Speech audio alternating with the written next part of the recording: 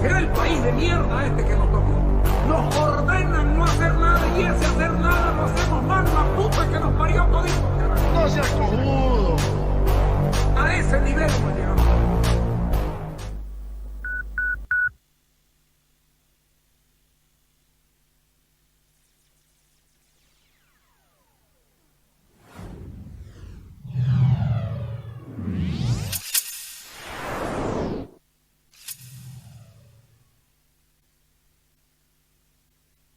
Buenas noches, jueves 9 de marzo del año 2023, regálenme 20 segundos y un poquito más, dale.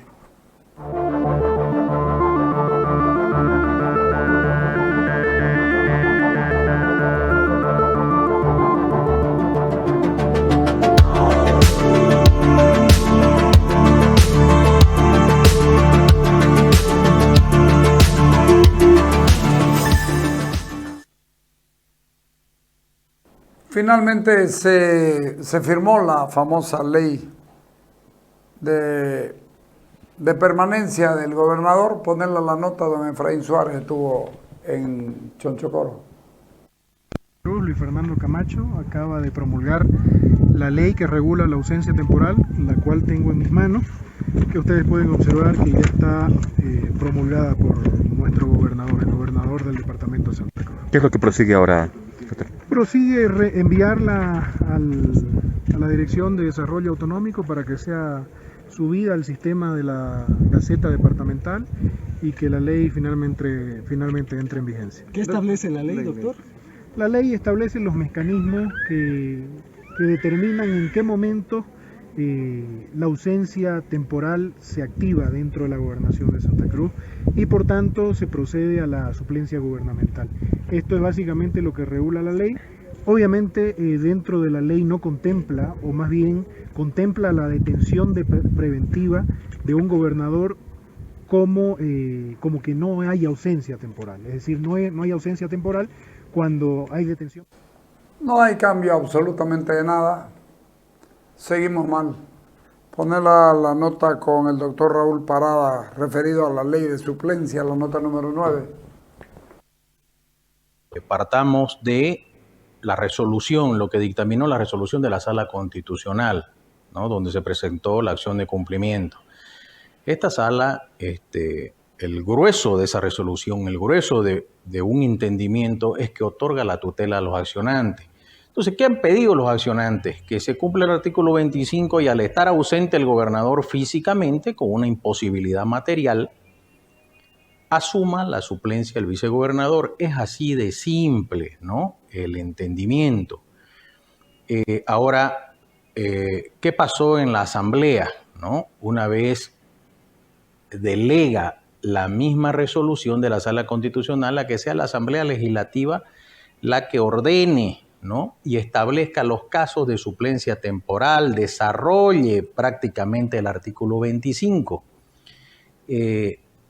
Ya se suponía que estamos acostumbrados en Bolivia a que si tenés mayoría, políticamente hablando, en una asamblea, ¿no? En un parlamento, se haga valer nomás de acuerdo a los votos y a tus intereses, ¿no? De grupo, de partido político, de agrupación, etcétera, lo que te conviene. Así lo hace el MAS y está acostumbrado a hacerlo en 17 años de gobierno, ¿no? Entonces, lo grave es que aquí hemos sacado una ley al estilo masista, ¿no? No se la conoce todavía publicada la ley, ya está aprobada, sancionada, no se conoce el fondo, el texto en sí, y solamente conocemos lo que han sacado los medios de comunicación, ¿no? ¿Por qué digo una ley al estilo masista?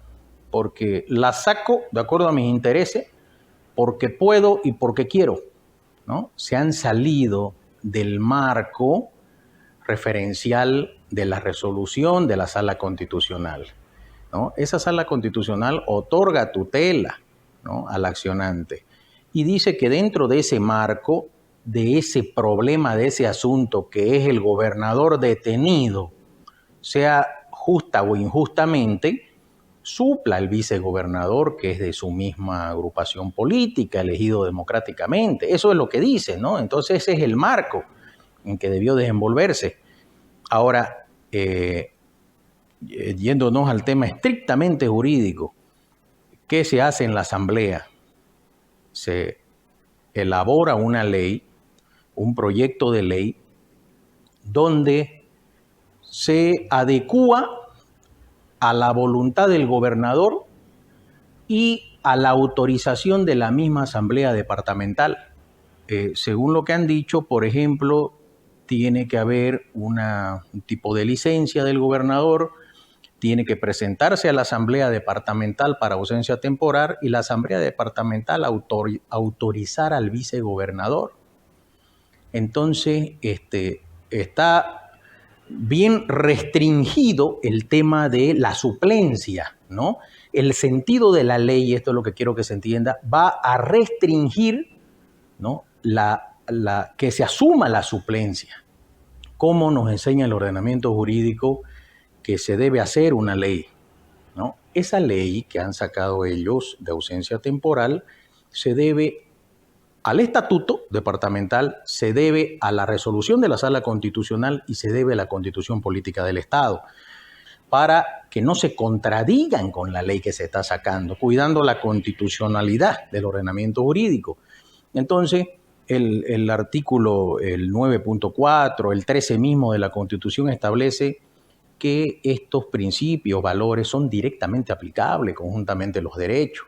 No son referenciales. Por eso es la obligación, al elaborar una norma legal, enviar a la Constitución y después, observando esos principios, reenviar a la ley.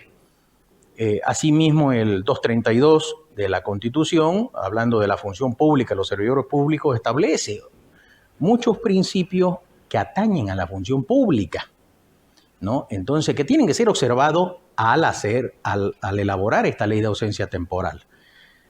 La pregunta está en si se ha tratado de proteger o dar potestades discrecionales a la autoridad o se está precautelando la institucionalidad y la función pública. La gestión, en síntesis. Cuando uno revisa los principios de eficiencia, eficacia constitucionales, ¿no?, del mismo estatuto, inclusive de la Ley de Procedimiento Administrativo, ¿no?, que rige como supletoria en muchos casos, los principios de responsabilidad de la autoridad, ¿no?, los principios de resultado en la gestión pública. Para hacer una buena gestión pública, esta ley ha debido observar esos principios, ¿no? Si ha observado esos principios, pero no hay ningún problema. Pero si la ley es restrictiva a que se efectúe una eficiente gestión pública, ¿no?, una función pública con resultados para los administrados, si no se ha observado eso, ¿de qué peca la ley? De haber dado potestades discrecionales a la autoridad para que decida en varios casos cuándo pide licencia o cuándo está ausente ella misma. Y si bien existen potestades discrecionales en la administración pública, pero estas tienen que ser razonables y muy fundamentadas, muy motivadas, porque si no, pecan de arbitrarias. Por tanto, en síntesis, si se ha precautelado en la aprobación de esta ley los derechos del gobernador, que no se trata de eso, ¿no?, de los derechos políticos del gobernador, porque estamos hablando de una ausencia temporal nada más, y no el ejercicio de la función pública, que es a eso que se refiere al cargo y a la función, estos artículos de los estatutos, ¿no?, departamental. Creo que estamos hablando de una ley arbitraria que puede ser demandada de inconstitucional. La ley que se ha sacado, es bueno mencionar que se presume la constitucionalidad de una ley, pero eso no implica que no analicemos el contenido y que no interpretemos la cuestión. En este sentido, yo creo que cuando salga la ley va a tener muchos más elementos y yo coincido con el doctor Parada, que nos hace el favor de manera tan clara de mostrarnos que es nomás una ley que es restrictiva y que definitivamente nos está diciendo que si hay voluntad del gobernador, se va a pedir permiso. Y si no hay voluntad no se va a pedir permiso. Pero lo grave aquí es que se está yendo al hecho de que es voluntario hasta el alejamiento temporal de su cargo. Me estoy yendo por un mes a Miami. Me estoy yendo por 15 días a Cotoca. Yo decido. Lo que no parecen haber contemplado es en el hecho de que no hay motivos de fuerza mayor que le impiden estar presente en el ejercicio de sus funciones, que es el caso actual. No nos pueden decir que no hay ausencia porque hay. Vámonos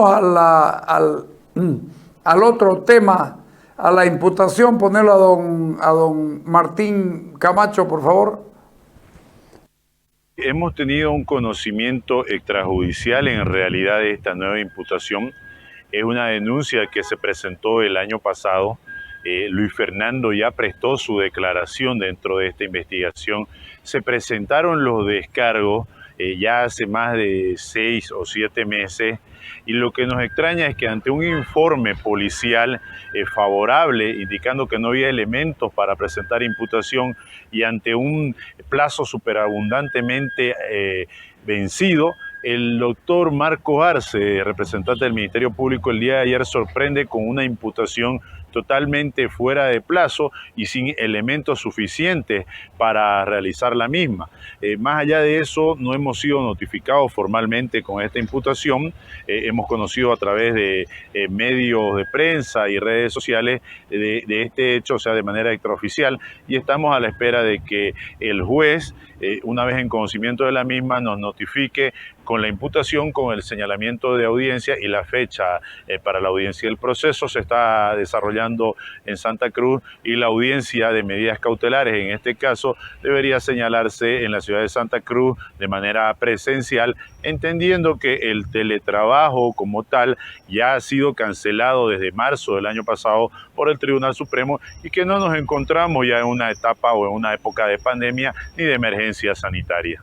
¿Cuál es el motivo de este nuevo proceso, doctor? En realidad no es un proceso nuevo, es una denuncia antigua que tiene su origen en un decreto que se hubiese emitido a través de un procedimiento administrativo y que hubiese sido, indica el Ministerio Público, firmado por el gobernador del departamento de Santa Cruz, el doctor Luis Fernando Camacho, y fue mal llamado la investigación como decretazo, y los tipos penales que se han denunciado son resoluciones contrarias a la Constitución y las leyes e incumplimiento de deberes. Lo que debemos recordar es que se demostró en su momento que no hizo ningún daño y no tuvo ningún efecto. No debiera haber este proceso, pero le van a inventar este y otros más. Poner lo que dijo el doctor Parada. Sabemos de todas maneras que el MAS ejecuta y ejerce un acoso judicial, ¿no? Y a través del Ministerio Público a los líderes de oposición, en este caso al gobernador. Eso es imposible negarlo. En este caso, el caso del decreto que salió en los medios de comunicación, es necesario ver si existió la firma del gobernador y sobre todo ver si se ejecutó ese acto jurídico, esa norma, ¿no? Si llegó a ejecutarse y a tener efecto jurídico, pues se consolida, se podría decir, el vicio normativo, ¿no? Ha habido un daño y se consolida el delito. En este caso, habría que ver a profundidad. Si fue así, que yo entienda, creo que se borró la publicación o se eliminó, anuló el decreto a las horas. Entonces, tiene que haber, ¿no? Implica mucho, ¿no? Y es determinante que haya un efecto jurídico de ese decreto para que prospere la acusación, ¿no? El delito. Pero como se maneja la justicia acá en Bolivia, el sistema judicial, se puede esperar todo, ¿no? Cualquier cosa para que prospere esta acción más. ¿Esto agravaría la situación del gobernador, tomando en cuenta que el decreto también vulneró el tema de la suplencia y el estatuto, digamos? No es cuestión de que agrave más de lo que está su situación jurídica, porque todos sabemos que con los delitos que le han del cual se los acusa, basta para que lo sigan teniendo, digamos, en Chonchocoro como está. Pero es más, me parece el menos grave, digamos, de las acusaciones que tiene. Pero no deja de sumarle, ¿no?, una acusación más, y en referencia a que una autoridad judicial valore en base a los hechos y antecedentes que no se quería cumplir con el estatuto que ordena al vicegobernador suplir en caso de ausencia, ¿no? Y es una falta a la norma legal nombrar otro funcionario público, ¿no?, otro servidor público. Entonces denota de todas maneras la voluntad, ¿no?, la voluntad contra la norma de una autoridad que puede incidir en una futura resolución, ¿no?, de las autoridades jurisdiccionales. Cuando una norma o cuando un decreto de esta naturaleza no entra en vigencia, no se ejecuta, ¿sigue siendo un delito o es un delito? ¿Cómo lo podemos entender? No, justamente la catalogación de un delito y su trámite, ¿no?, ante la autoridad jurisdiccional está, como le dije, en función también de la ejecución y el daño causado por ello. Hay jurisprudencia constitucional en materia penal donde en caso de no haber causado daño, ¿no?, de no haberse ejecutado, surtido efectos jurídicos consolidado, ¿no?, no tiene mayor repercusión. No tiene efecto porque no lo causó. O sea, señores de la Fiscalía, sigan participando, pero en esta no pueden entrar.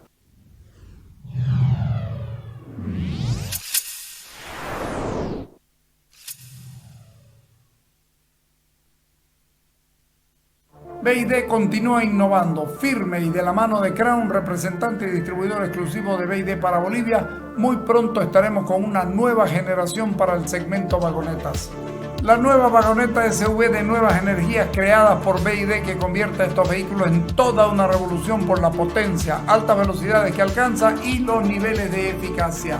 Todo esto lo sumamos a una conducción suave y silenciosa para el confort total de sus ocupantes. Muy pronto todos los vehículos serán como BID.